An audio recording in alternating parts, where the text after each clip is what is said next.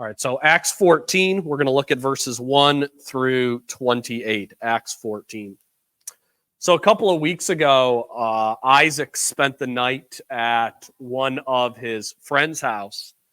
And as we were loading up Isaac's bag in the back of his friend's mom's car, I was like, wishing her well. Like, I hope things go all right with the boys there at your house tonight. And her response was, "Oh, they'll be easy." To which I responded with, "You never know, because every time you add a boy, the IQ of the entire group goes down." It's shocking how dumb boys will be once you get a couple of them together doing idiotic things that they would not do when they're alone.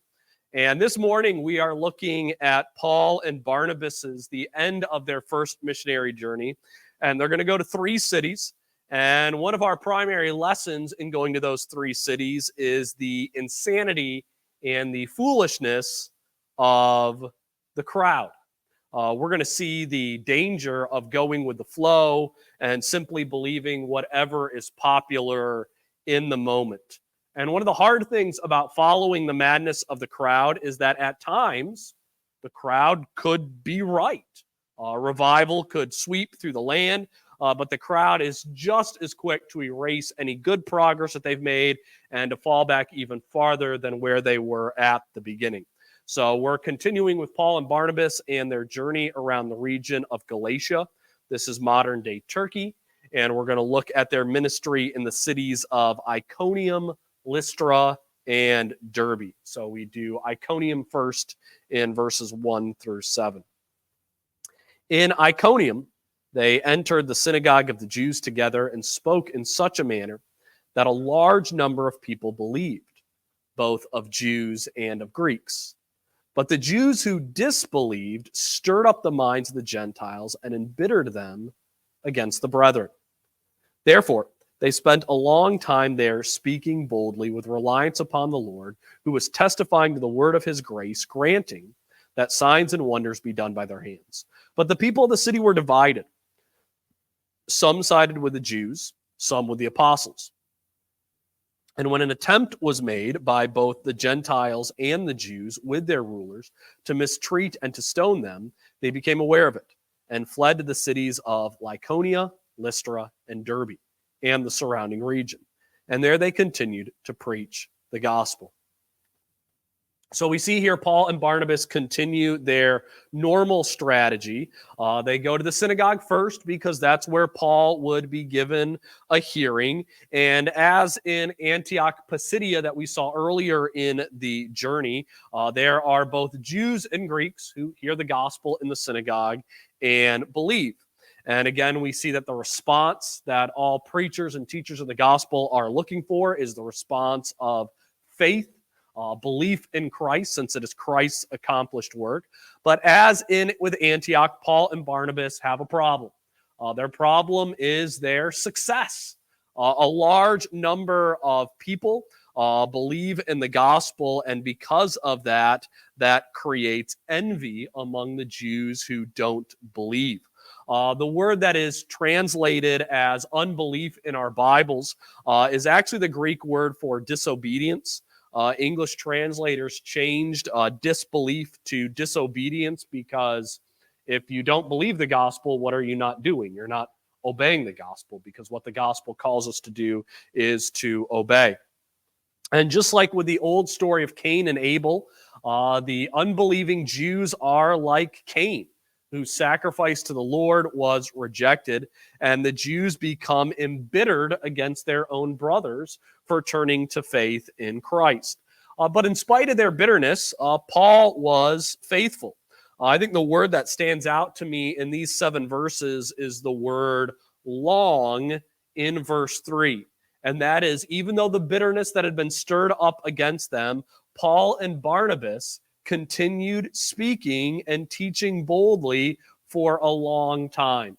And we need to remember their boldness was not in their own strength, but it was in the power of the Lord.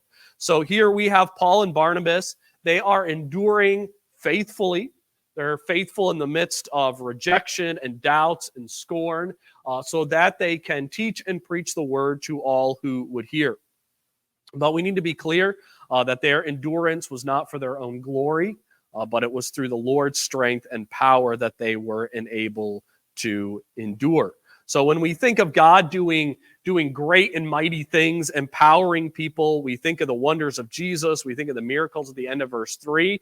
But very often, I think God's power is simply seen in an ability for people to be persevere, in order for people to be long in obedience in the face of opposition before them. So God's power is kind of seen in two different ways.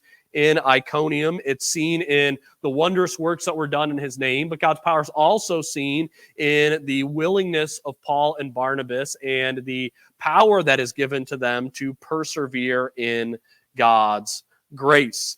And for a time, according to verse 4, while Paul and Barnabas are teaching, the city's kind of divided on their thoughts of the gospel and Jesus Christ. But then finally at verse 5, after an unknown period of time, I'm going to guess several weeks, maybe a couple of months because it's described as long, the core number of the city's leadership decide, okay, we got to get rid of this Paul guy. And so we are going to align against him. And we see a response to the persecution here that's very similar to actually what happened early on in Paul's ministry. And that is Paul and Barnabas are not actually persecuted, but there is an attempt made to persecute them. Because remember what happens the first time that Paul is preaching the gospel right after he gets saved? They try to kill him, but he's let out of a basket and escaped. What happens the second time he preaches the gospel? It's in Jerusalem, and before the Jews can actually persecute him, they get him out, and they get him out of the city of Jerusalem. And so once again, we see here God protecting Paul, and there being an attempt on his life. But Paul and Barnabas are able to flee, get out of the area, and we read that they go to the areas of Lycaonia, which could probably be seen more as a large district area, and the cities of Lystra and Derbe. These are not far removed from Iconium, probably a collection of towns that could form together to be called a decent-sized city. And we get their ministry in Lystra in verses 8 through 10. At Lystra, a man was sitting who had no strength in his feet. He was lame from his mother's womb, who had never walked. This man was listening to Paul as he spoke, who, when he fixed his gaze on him and had seen that he had faith to be made well, he said with a loud voice, "Stand upright on your feet." And he leaped up and began to walk. So what we see here is that the ministry of Paul and Barnabas, it kind of explodes in Lystra. It ends up getting really huge, really fast, not even really in a good way, we're going to see. But what allowed their ministry to explode was the miracle of healing a man who had been lame from the womb, from birth, and had never been able to talk. And then there's definitely an added shock and awe, you could say, in healing someone who had that ailment from birth. And I think there's two reasons that shock and awe would have happened. First, if someone had an ailment since birth and everybody knew they'd had that ailment from birth, you can't fake their healing. They've had it ever since they were an infant, and everybody knows they have that ailment. So there's that shock that someone had lived with this suffering for so many years. Probably other people had come to help, and it had been to no avail. But what might be the bigger issue in this cultural context is that people who were born with significant ailments were widely viewed as being cursed by the gods. We sort of get a hint of this in the Gospel of John, when the disciples were like with the man born blind. Like, who caused his blindness? Was it his sin or the sin of his parents? Obviously, God's cursing him to make him blind. But even more so among the Romans, they would view someone as having an ailment from birth as being cursed by their pantheon of gods.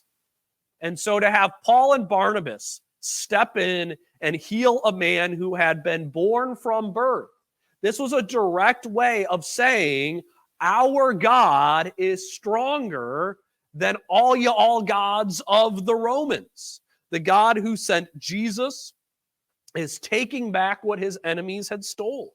He is the one with the power. So in their world of polytheism and a pantheon of gods, Paul and Barnabas were walking into that city and showing them that our God is the one with the ultimate power because he can heal someone who is born from birth. So when thinking about the significance of this miracle, do not think about it from our 21st century mindset.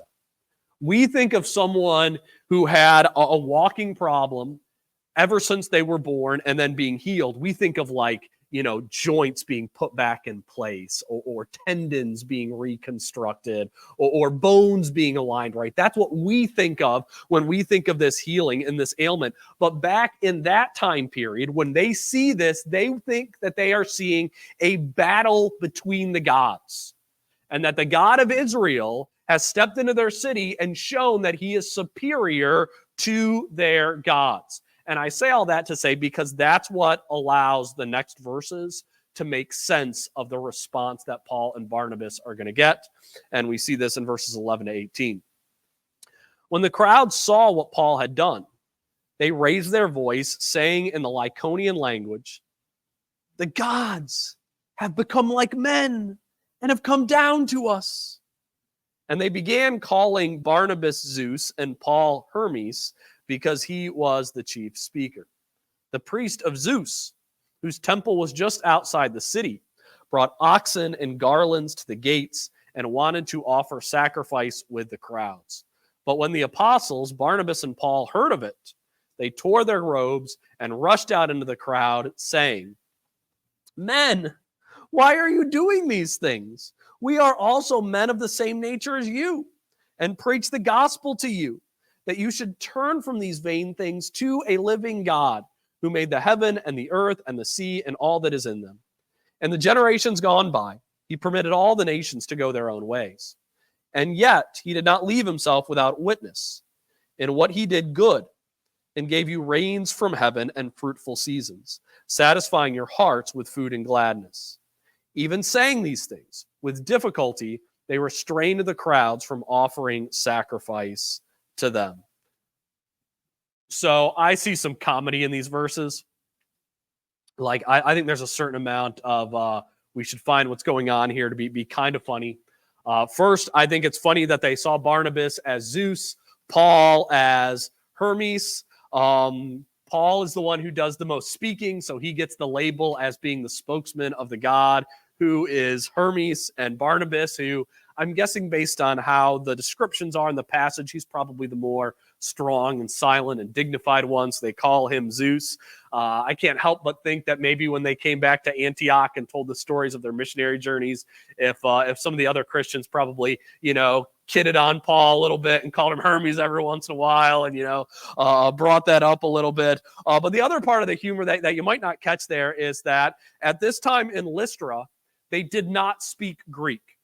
At this time in Lystra, they spoke a language that is called Lycaonian. It says it right there in verse 11. And actually, a side note, as evidence of the long-term success of this gospel witness, even if at a superficial way, it seems like they were very unsuccessful in this city, we actually have discovered 2 ancient churches in that area with documents of gospel writings and so forth that had been translated into the Lycaonian language. So we know that there were at least 2 churches that were established that ended up speaking Lycaonian, which speaks to the success of this particular gospel ministry. But what Paul's point is by bringing up Lycaonian is to point out that initially when all of the people are shouting Zeus and Hermes and they're bringing the garlands out and bringing the animals out, at first, Paul and Barnabas don't know what's going on.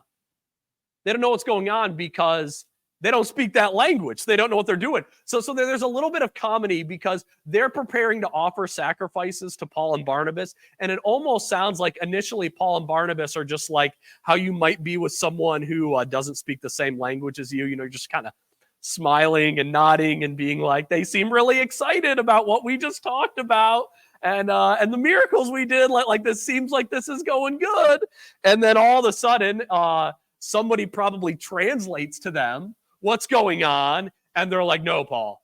They're like, they think you're the gods, and they're going to worship sacrifices to you. And then finally, Paul and Barnabas are like, oh no, this has to stop. So there's this sort of this comedy of, one, they're mistaking Paul and Barnabas to be gods.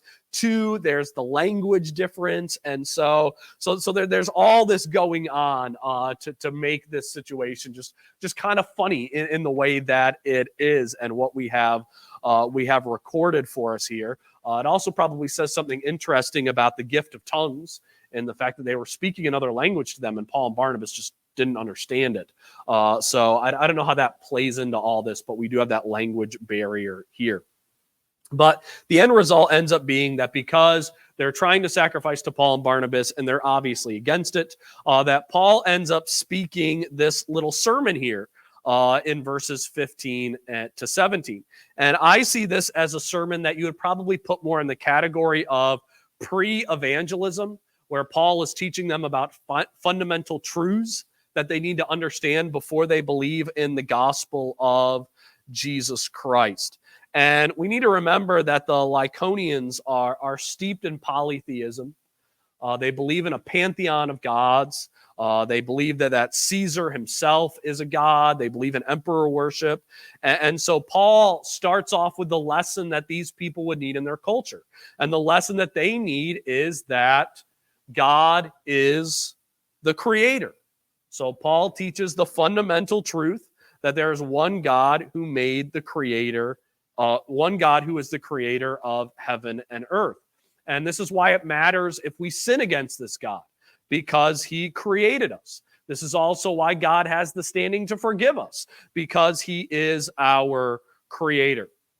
And so Paul has this lesson on God as the creator, and then he transitions to a short lesson on what we would call today general revelation. If someone in the church speaks of general revelation, they're speaking about what we can know about God outside of his inspired declarations. So this is what we can know about God that isn't from our perspective from the scriptures, or from a pre-having the scriptures, a message of an inspired prophet. So what can we know about God based on general revelation? And God said he's been witnessing to the nations. And how does God witness to the nations? Through the sunshine, through the rain from heaven, through the food, through the gladness that we can have in the sunshine and the rain that we have.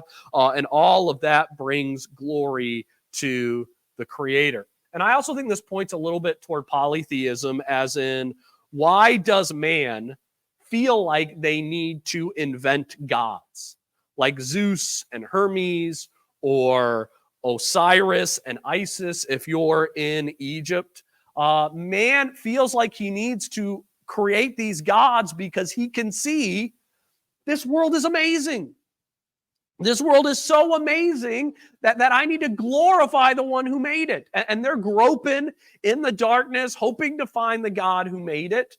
And in the midst of their groping, they end up creating their own gods because they need someone to worship.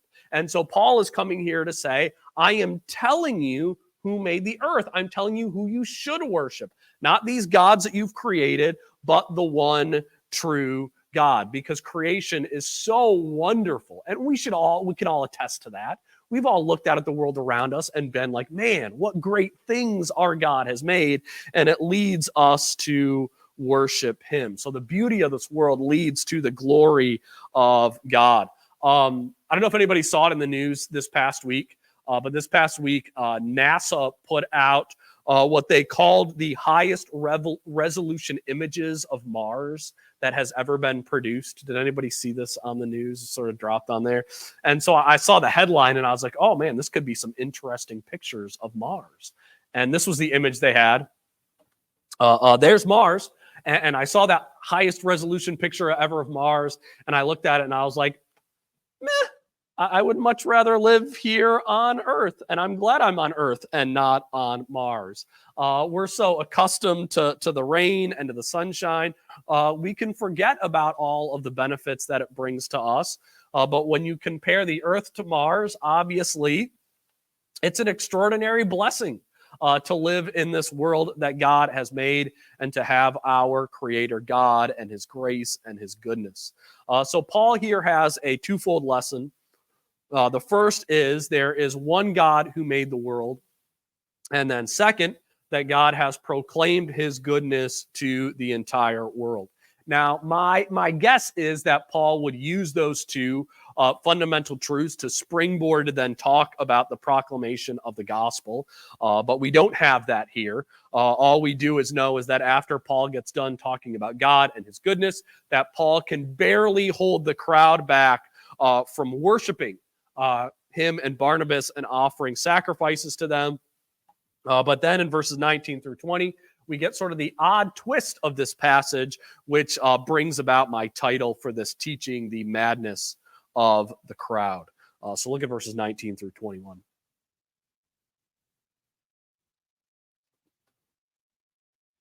But Jews came from Antioch and Iconium, and having won over the crowds, they stoned Paul and dragged him out of the city, supposing him to be dead. But while the disciples stood around him, he got up and entered the city. The next day, he went away with Barnabas to Derbe, after they had preached the gospel to that city and had made many disciples. So the crowd, in what seems to be like an overnight shift, they go from wanting to worship Paul and Barnabas to the next day dragging Paul and Barnabas in the middle of the city square, stoning Paul, and then throwing him outside of the city, which just illustrates just how fast the crowd can flip.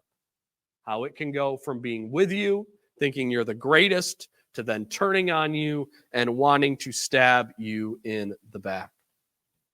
We read here that what instigated the crowd to turn against Paul and Barnabas was that Jews from Antioch and Iconium arrived in Lystra in order to stir them up against Paul. And while it's probably not an overall shock that Jews from Iconium might have showed up in Lystra, because those areas, those cities aren't very far apart, but Antioch Pisidia, that is more than 100 miles from Lystra. So you have these Jews who hate Paul and Barnabas so much that they are tracking Paul over 100 miles. And it seems like, based on the way it reads, that the Jews from Antioch and Iconium showed up at the same time together.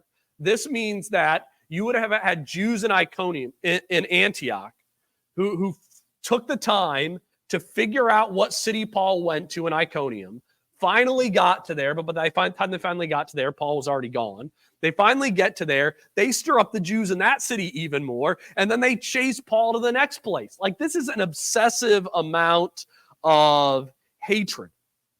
And they finally catch up to Paul in Lystra, and when they get to Lystra, they take advantage of the nature of crowds. And that is, any crowd can turn into a mob. They can just get that mob mentality. And I think one thing that's important in the church is to understand both the danger and the typically lack of substance when it comes to the mob or the crowd.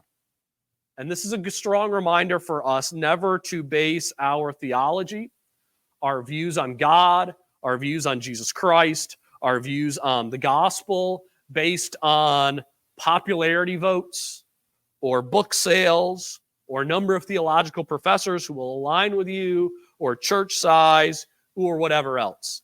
Because people are more likely, not less likely, to be led astray in mass numbers than they are to follow the true teachings of Jesus Christ. There's a reason that Jesus called his way narrow and said there are few who find it. And when Jesus said his way is narrow, he's not talking about how difficult his way is. Because if you think about it, the way of Jesus is easy because Jesus paid the price. He's the one who died. He's the one who rose from the dead. His way is straightforward, but there are very few people who are going to look at their lives and say, I'm counting everything as rubbish and I'm counting everything as loss so I can put my faith in Jesus and what he has done. There are very few people who will do that. And this crowd just illustrates for us how insane crowds can be. Going from one moment where they want to, kill the fatted calf and worship Paul and sing songs to Barnabas, to the next moment they are stoning them. And Paul is dragged out of the city and he is left for dead. Now, a miracle of some sort happens in verse 20 when Paul is able to get up, walk back into the city, and then the next day he travels to the city of Derbe. At minimum, Paul is healed of injuries. There's some debate in the church over, did Paul die and come back from the dead? I'm of the opinion where I don't think Paul died and came back from the dead, because that's one of those types of things where I think the New Testament, by and large, is pretty explicit about. And if he would have died, I think it would have said that he died. But I think the miracle here is that Paul has this very clear case of healing, where Paul is stoned. I mean, I cannot imagine the extreme agony and suffering and pain that you would have from being stoned. To me, out of all the ways to go, that has got to be one of the worst. And for Paul to be stoned and then to just get up and walk back into that city and then the next day travel to another city just shows an amazing amount of healing, a miracle amount of healing that God gives to Paul. And this is a miracle that I don't think is for the sake of evangelism, but this is a miracle that's for the sake of the encouragement of the church. And so Paul ends up being able to go to Derbe, and then we get the return trip of Paul and Barnabas back to the original Antioch where they were sent out from. So look at the second half of verse 21 on through verse 28. They returned to Lystra and to Iconium and to Antioch, strengthening the souls of those disciples, encouraging them to continue in the faith, and saying, through many tribulations, we must enter the kingdom of God. When they had appointed elders for them in every church, having prayed with fasting, they commended them to the Lord in whom they had believed. They passed through Pisidia and came to Pamphylia. When they had spoken the word in Perga, they went down to Attalia. And from there they sailed to Antioch, from which they had been commended to the grace of God for the work that they had accomplished. When they arrived and gathered the church together, they began to report all the things that God had done with them and how he had opened a door of faith to the Gentiles. And they spent a long time with the disciples. So out of all the things that happened in this first missionary journey, and I wish we had more details about it, but I find the most fascinating part of the first missionary journey is that Paul and Barnabas go back to Lystra, Iconium, and Antioch. Because what just happened? The Jews from that city stoned Paul and tried to kill him. And he goes right back to all of those cities. And all I can think both why it's not really mentioned of the details, and it doesn't seem to be a big deal, is that when Paul goes back to those cities, it appears he's not going for evangelistic reasons. That Paul is just like, I preached the gospel in those cities. I proclaimed it for you, but now I'm going back to those cities for the purpose of building up the Christians who are there. So he's going for discipleship purposes. He's going to encourage the Christians who already came to faith, and also to appoint elders over those churches. So he's going to strengthen those churches. He's going to build them up. Now, we need to understand those churches are going to have a lot to go through, and they're going to have some hard times. The reason that we know that is because we have the letter to the Galatians, which is going to these churches and the issues that they're going to have with legalism and some other issues.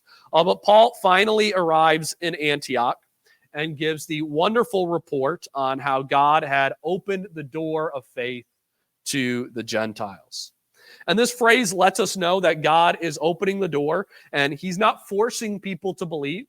He's not going in there and making people turn to faith in Jesus Christ. But Paul is going to open the door so that all the Gentiles and the Jews in Cyprus and Galatia have the opportunity to respond with faith. And I think the main lesson to get from the first missionary journey of Paul and the way that it ends is to just be wary of instant success.